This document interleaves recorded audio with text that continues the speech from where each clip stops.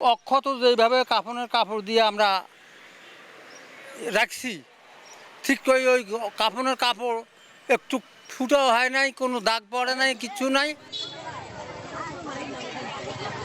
মৃত্যুর ১৫ বছর পর কবরে মিলল অক্ষত মরদেহ। কাফনের কাপড়টুকুতেও লাগেনি সামান্য দাগ, চারপাশে চিকচিক করছিল বালু। এ ঘটনাটি ঘটেছে রংপুর মহানগরীর নবদিগঞ্জ গোদাশিমলা এলাকায়। বিরল এই ঘটনায় এলাকায় চাঞ্চল্যের সৃষ্টি করেছে। রংপুর কুড়িগ্রাম আঞ্চলিক মহাসড়কের পাশে গ্যাসের সঞ্চালন লাইনের জন্য গত বৃহস্পতিবার বিকেলে সেখান থেকে কয়েকটি কবর স্থানান্তরের উদ্যোগ নেন স্বজনরা। 2 দিনে 4টি কবর স্থানান্তরের পর আরেকটি কবর খুঁড়তেই ঘটে আশ্চর্যজনক ঘটনা। দেখা গেল অক্ষত অবস্থায় ধবধবে সাদা কাপড় দিয়ে মোড়ানো আছে লাশ।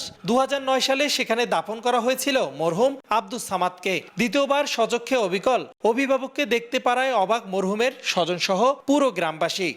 নগদে 500 টাকা বা তার বেশি পেমেন্টে পেতে পারেন ঢাকায় জমিসহ 20 কোটি টাকার পুরস্কার। ভিতরে এখন আল্লাহবাক কীভাবে রাখছে সেটা আল্লাহবাক ভালো জানে, আমরা ওইটা দেখি নাই। আমরা ওই কাফনের কাপড় সহ ওই নতুন কাপড় দিয়ে আবার মোড়াই। ওনার জয়েনও খোলে নেই, কোনো জায়গার জয়েনও খোলে নাই। বান্ধন 3টা ছিল, বান্ধন তিনোটাও অক্ষত অবস্থায় ছিল।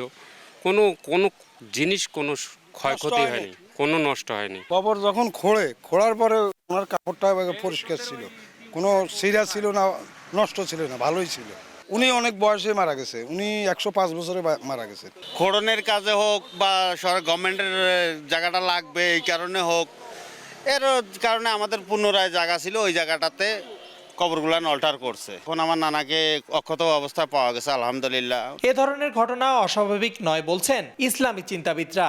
জানান, যারা দুনিয়াতে সবকিছু ভুলে ইসলামের পথে চলেন তাদের সম্পূর্ণ দায়িত্ব স্বয়ং আল্লাহর। সূরা বাকারার 154 নম্বর আয়াতে এমন কথা উল্লেখ আছে যে আল্লাহ পাক বলছেন, ওয়ালা তাকুলু লিমান ইউকতালু ফি সাবিলিল্লাহি আমওয়াত বাল আহইয়াউন ইনদা রাব্বিহিম বাল আহইয়াউ ওয়ালাকিন লা তাশউরুন। যারা আল্লাহর রাস্তায় মৃত্যুবরণ করে তাদেরকে তোমরা মৃত বলো না, বরং তারা জীবিত, কিন্তু তোমরা তা উপলব্ধি করতে পারো না।